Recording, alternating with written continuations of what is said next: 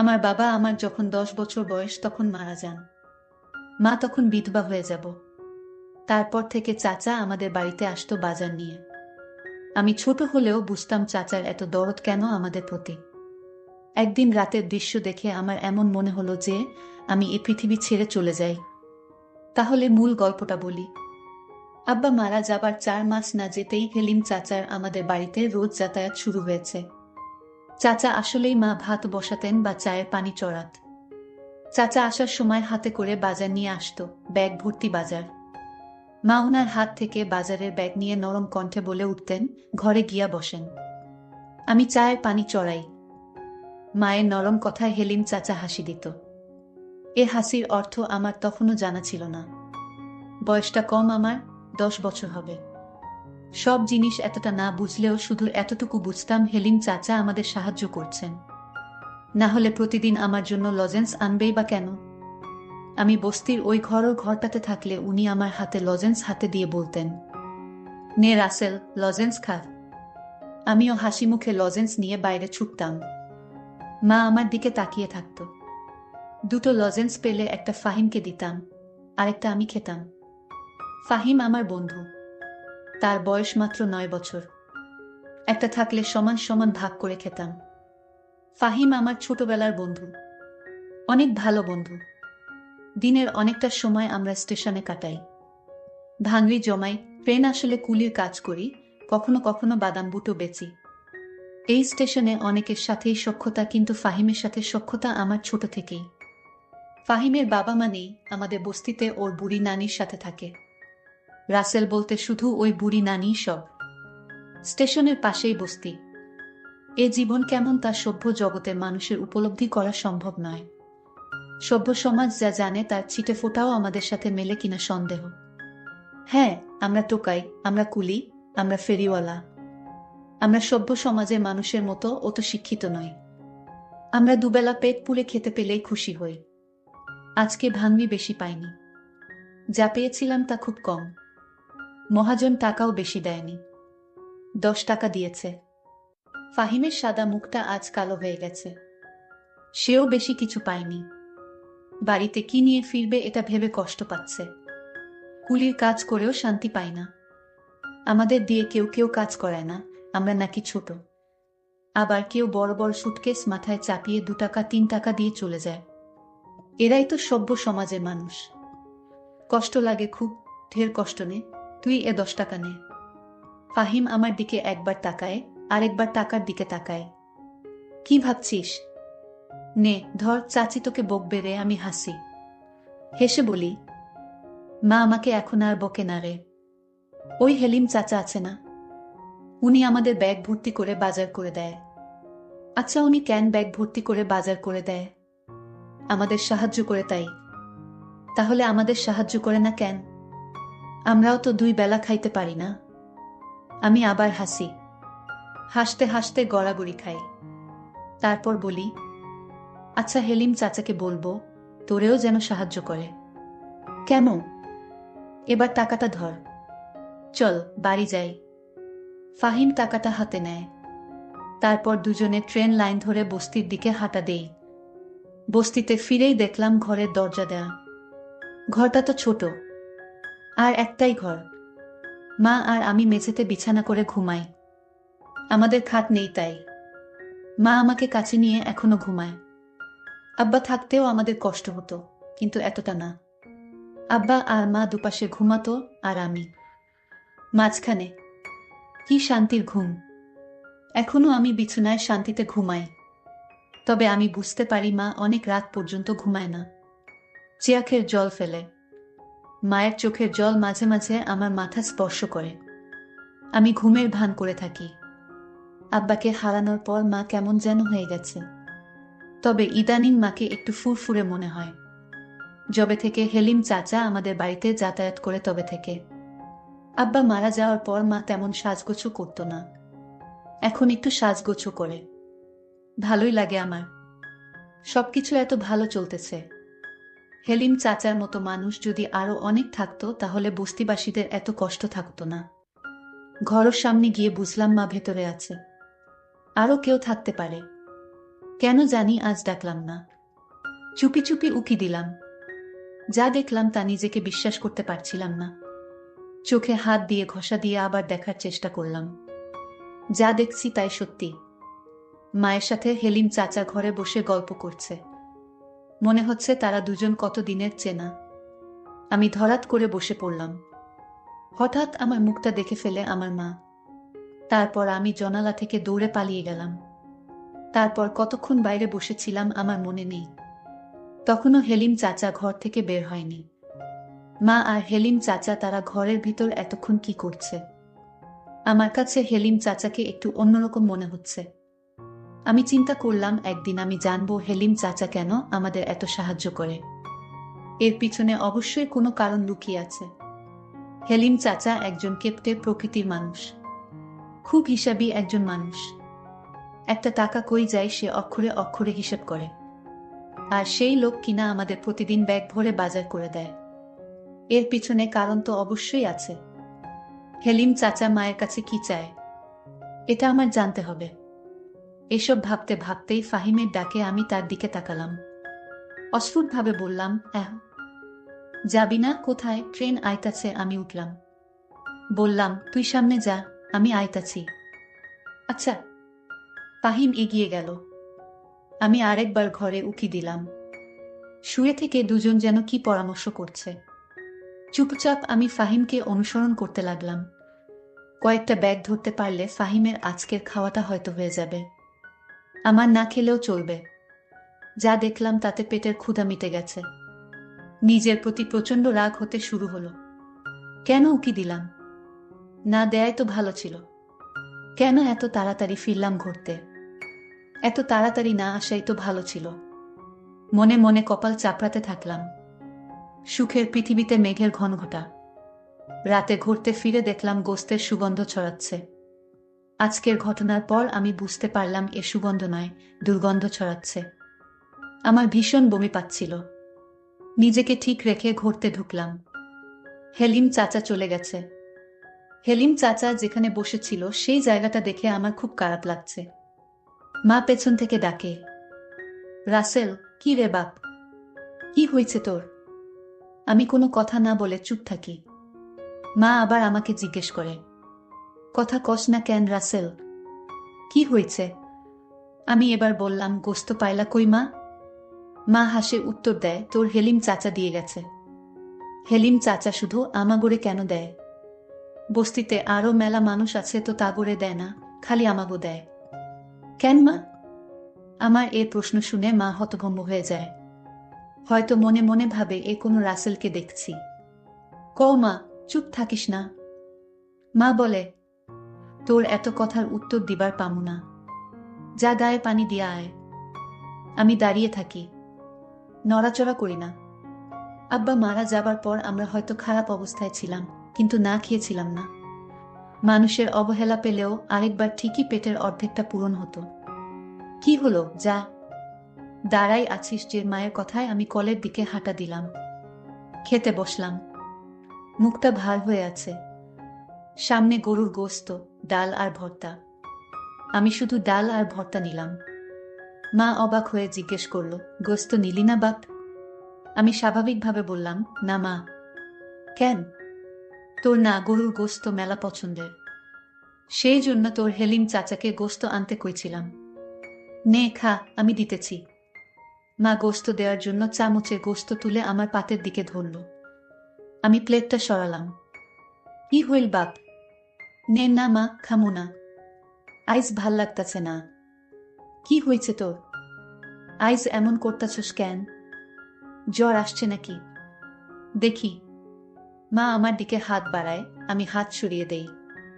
মা, তুমি আমায় ধরবে না। মা, হেলিম চাচারে আর গোস্ত আনতে কইও না। আমার ভাল লাগে না গোস্ত। আমার আজকের কথাবার্তা শুনে মা কিছুটা অবাকই হয়েছে। আমি তার দিকে তাকাইনি।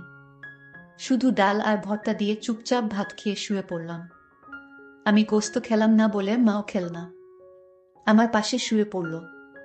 আজকে আমাকে আর মায়ের ঘরে থাকতে দিল না। কইলেও না করে দিতাম। সারা রাত আমার চোখে ঘুম নেই। শুধু হেলিম চাচা আর মায়ের জন্য বাজার আরো কত কি নিয়ে আসে। আমি এর মানে বুঝতে পারলাম না। আমার বয়স 10 হলে কি হবে? আমি তো কিছু হলেও বুঝি। এমন না যে আমি কিছুই বুঝি না। আমি এসব ভাবতে ভাবতে ঘুমিয়ে গেলাম। সকাল সকাল ঘুম থেকে উঠে স্টেশনের দিকে হাঁটা দিলাম। এখনো স্টেশনের মানুষ সেভাবে জাগেনি। ট্রেন আসতেও দেরি হবে হয়তো। আমি অস্পষ্ট আলোতে ট্রেন লাইনে বসে পড়লাম। পেটটা ক্ষুধায় চোচো করছে। রাতে ঘুম হয়নি, জেগেছিলাম বেশিরভাগ সময়। শরীরটা ক্লান্তও লাগছে। মনের মধ্যে রাগ যেন ফুসলে উঠছে। নিজেকে নিয়ন্ত্রণ করতে কষ্ট হচ্ছে। আস্তে আস্তে রোদ উঠছে। দু একজন করে লোকের আনাগোনা চলছে। রোদের ঝিলিক গায়ে লাগতেই অসম্ভব ভালো লাগা কাজ করছে। গতকাল ওই ঘটনার পর এই প্রথম ভালো লাগছে। হঠাৎ কার যেন স্পর্শ অনুভব করলাম। পেছনে ফিরে তাকালাম। মা! কি রে বাপ, সকাল সকাল এখানে কি করস? এ কথা বলে মা আমার পাশে বসে পড়ল। আমি নিজেকে নিয়ন্ত্রণ করার চেষ্টা করছি, যাতে মা কিছু বুঝতে না পারে। কে যেন বলেছিল, মা খারাপ হলেও সে মা। মায়েদের কাছে তাদের সন্তানরা রাজপুত্র। আমি জানি মা আমাকে কতটা কষ্ট করে মানুষ করছেন। হঠাৎ বাবার মৃত্যুটা আমাদের ভীষণভাবে কষ্ট দিয়েছে। মাকে আমি ভালোবাসি, খুব ভালোবাসি। আমি মায়ের দিকে তাকালাম। সকাল সকাল ঘুম ভাঙল, তাই এইখানে বইসা আছি। তুই এইখানে কি করিস মা? মা হেসে বলল, তোকে বিছানায় পাইলাম না। ভাবলাম কই গেল পোলাটা। কই আর যাম মা? আমার তো যাওনের জায়গা নাই। মা আমাকে জড়িয়ে ধরে হুহু করে কেঁদে উঠল। বলল, এমন কথা কইস বাবা? তুই যে আমার বাপ। আমার বাপ মরার পর তুই আমার সব, আমার দুনিয়া। মা তুই বাড়িতে যা। ট্রেন আইতাছে, দেখি কেউ কান দেয় কি না। মা আমাকে ছেড়ে দিয়ে বলল, তাড়াতাড়ি বাড়ি আয় বাপ। চাল ভেজে চা করি। আচ্ছা মা। মা চলে গেল। আমার মনটাও নরম হয়ে গেল। মা তো মাই হয়, মায়ের কাছে দুনিয়ার সব কিছু মিথ্যা। মা এমনই একজন যার মুখের দিকে তাকালে সব কষ্ট যন্ত্রণা ভোলা যায়। ট্রেন আসলো। আমি দৌড়ে গেলাম। যাত্রী আছে কিছু। কয়েকজন ভদ্রলোক নামছে।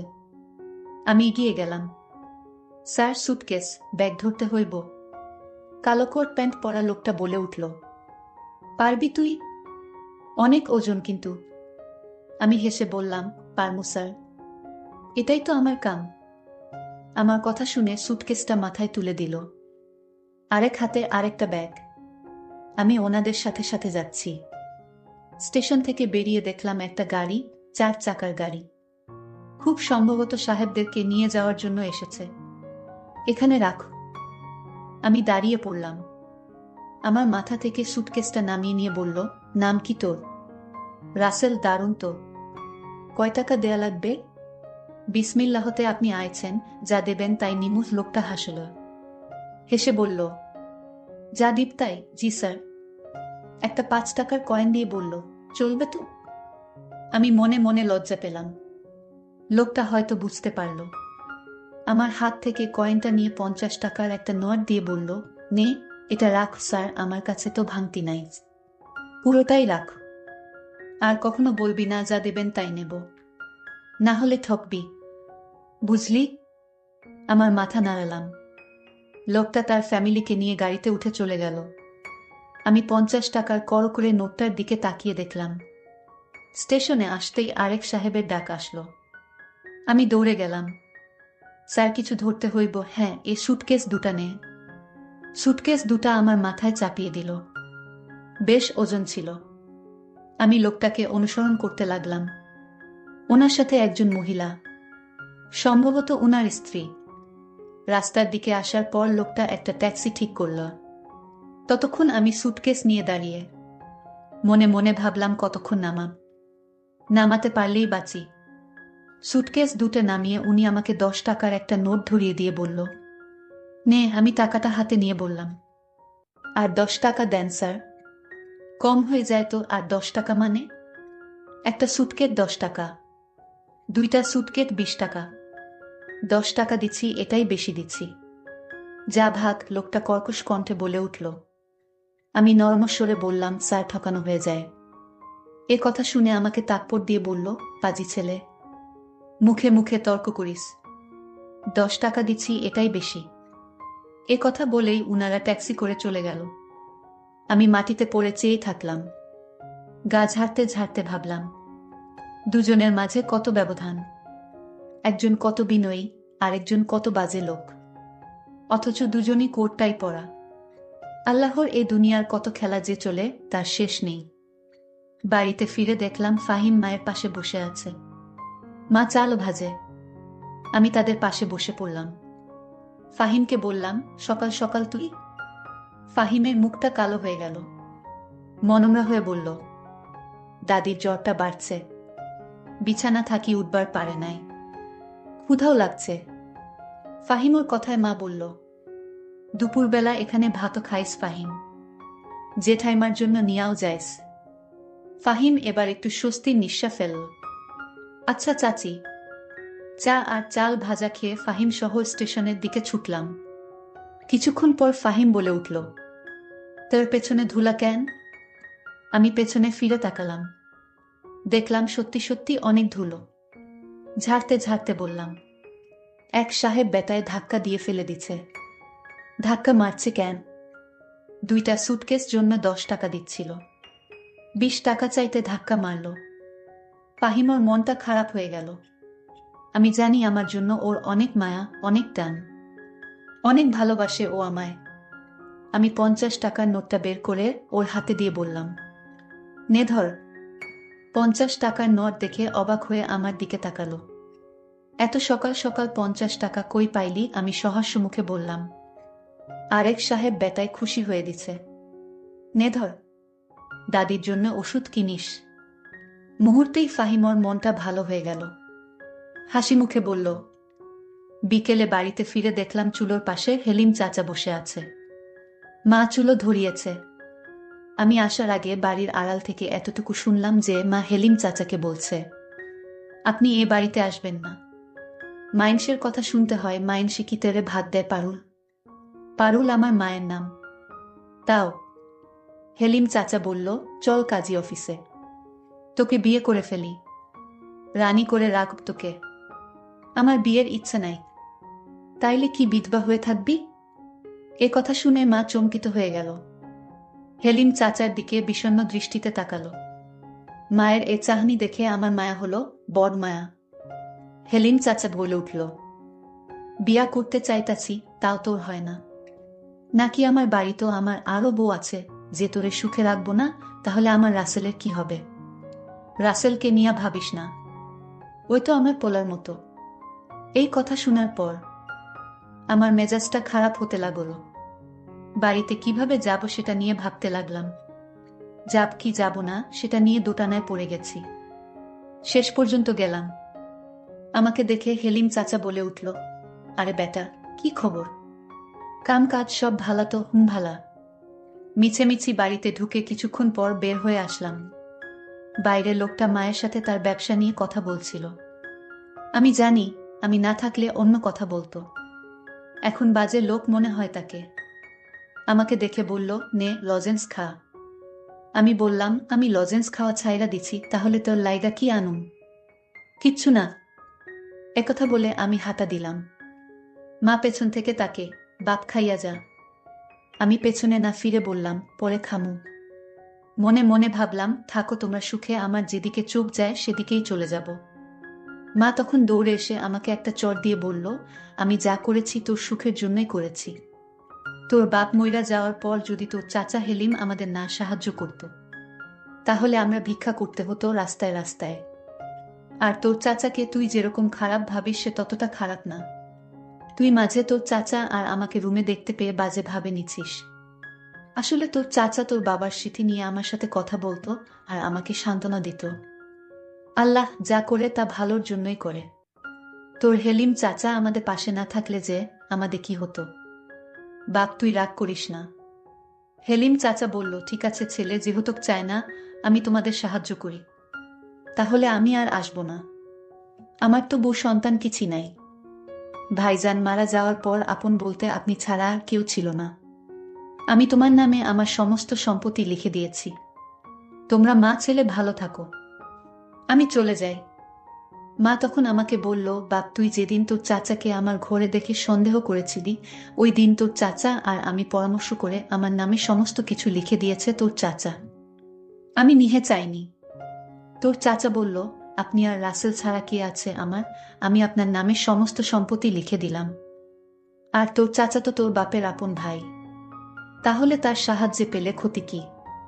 চাচা তো বাপের সমতুল্যই। তুই আমাদের যেরকম ভাবছিস আমরা আসলে তেমন না, এটা তোর ভুল ধারণা বাপ। আমি কোনো পাপ করিনি। মায়ের কথা শুনে আমি হেলিম চাচাকে জড়িয়ে ধরে কাঁদতে শুরু করলাম আর বললাম, চাচা, আমি তোমাদের ভুল বুঝেছিলাম, মাফ কইরা দিও আমায়।